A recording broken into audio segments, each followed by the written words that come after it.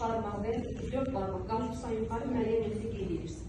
Hər bir nöqtədən götürürsən 4 barmaq radiusu olan diagonal alırsan. 4 barmaq da birazcık böyük ola bilər.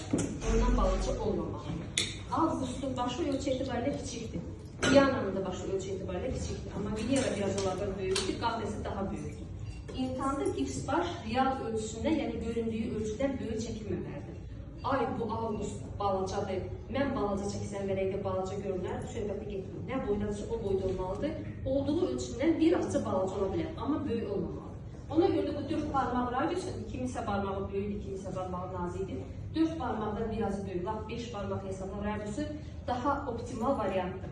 Ondan o yana keçmir. Çəkdik. Mən burada 4'də 3 görürəm diagonalını, ona əsaslanırdım. 4'də 3 nə deməkdir? Başı pas bölmüşdə 4 yerə bölsək, onun bir hissəsi görünür, qalır 4'də 3. Yəni biz bir qulağını görmürük. Mən elə çıxacaq. Baş yumrudur, təkrarçılıq olsun, yenə deyəcəm. Çənə ora əlavə olunur. Çənə ora əlavə olunur.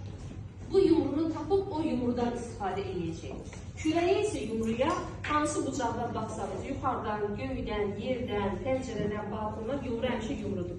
Yumru formasını dəyişmək yeganə həndəsə seçimdir. Perspektivaya uğramır, heç bir dəyişikliyə də uğramır.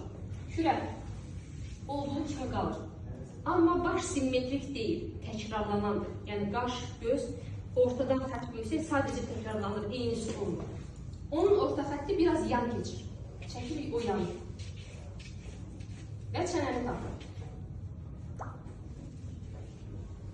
Sual. Çənəni nəyə əsasən tapdıq? Kürəklə bu xəttin kəsişdiyi ölçünü çənə götürməkdir. Bu ölçünü biz elə götürməliyik ki, kürənin içərisində